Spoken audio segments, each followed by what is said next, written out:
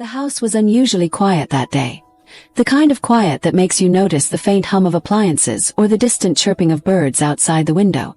I sat alone in the living room, flipping absent-mindedly through a magazine I had no intention of reading. My husband, always preoccupied with work, was out of town again. I wasn't angry.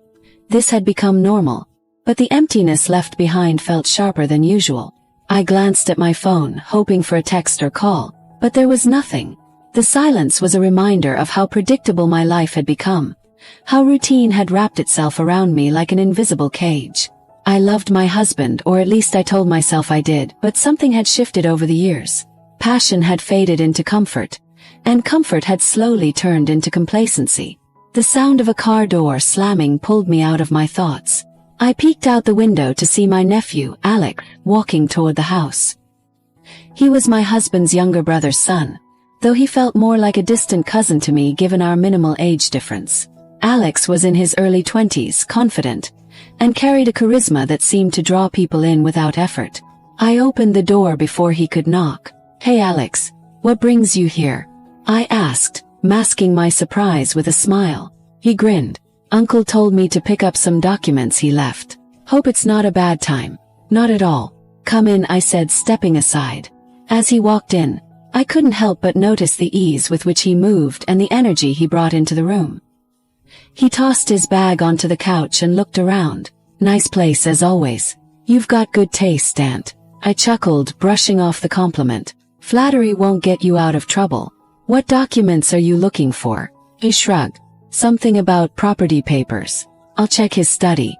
As Alex made his way to the study, I realized how different he was from my husband.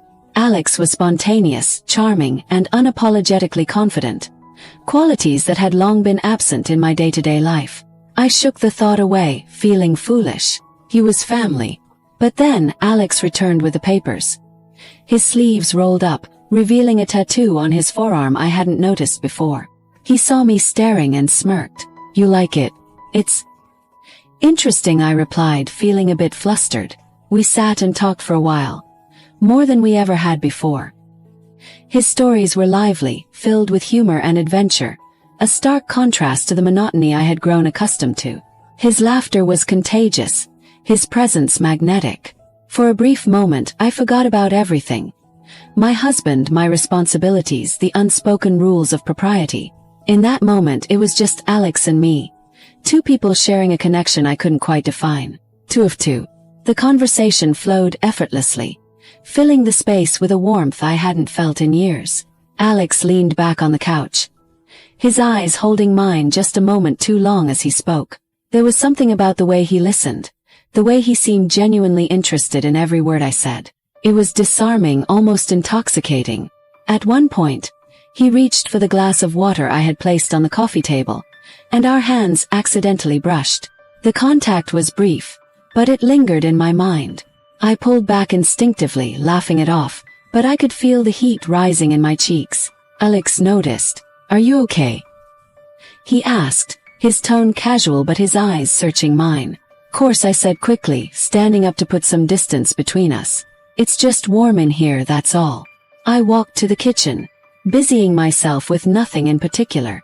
I could feel his presence even from across the room, a subtle tension building that neither of us addressed. When I turned back, he was standing in the doorway, leaning against the frame with that same easy confidence. "You seem different today," he said, his voice softer now. "Different how?" I asked, trying to sound indifferent. "I don't know. More alive." His words caught me off guard, and for a moment I didn't know how to respond.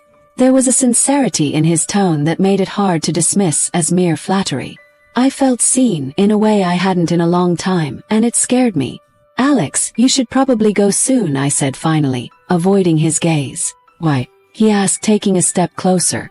"Am I making you uncomfortable?" "No, it's not that," I said quickly. Just what?" He pressed, his eyes locking onto mine. I didn't have an answer. Or maybe I did, but I couldn't bring myself to say it. The air between us felt charged, heavy with unspoken words and unacknowledged feelings. He was standing close now, too close, and I could feel my resolve slipping. "This isn't right," I whispered, more to myself than to him. "I know," he said, his voice low and steady. But it doesn't feel wrong, does it? I looked up at him, my heart pounding in my chest. For a moment the rest of the world faded away. It was just us, suspended in a moment that felt both impossible and inevitable. He reached out, his hand brushing against mine, and I didn't pull away. The room seemed to shrink around us, the distance between us disappearing as if it had never existed. My mind screamed at me to stop, to step back, to think of the consequences. But I didn't move. Couldn't. Just as the tension reached its peak, the sound of the front door opening shattered the moment. My heart leapt into my throat as Alex and I sprang apart, both of us turning toward the sound.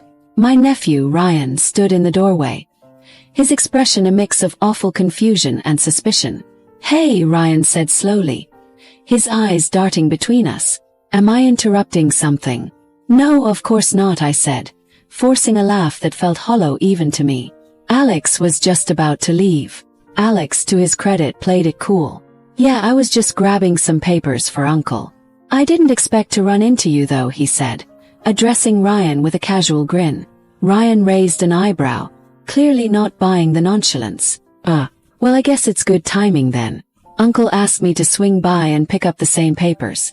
My stomach churned as I realized the excuse Alex had used to come here was now exposed. Ryan's presence was a stark reminder of the line I had nearly crossed, and the shame hit me like a tide. "I think there's been a misunderstanding," I said quickly, desperate to regain control of the situation. "Alex already has the documents. You don't need to be here." Ryan didn't move, his eyes narrowing slightly. "Funny, he didn't mention you'd be here, Alex. Guess it slipped your mind." Alex shrugged, his easy demeanor still intact. "I didn't think it mattered. Aunt and I were just catching up, nothing more." The words hung in the air, innocuous on the surface but loaded with subtext. Ryan seemed to sense it, his gaze lingering on me for a moment longer than was comfortable. "Well, I'll let you two catch up," Ryan said finally. His tone clipped as he turned and walked back out the door, leaving it slightly ajar behind him. The silence that followed was deafening. Alex looked at me, his expression unreadable.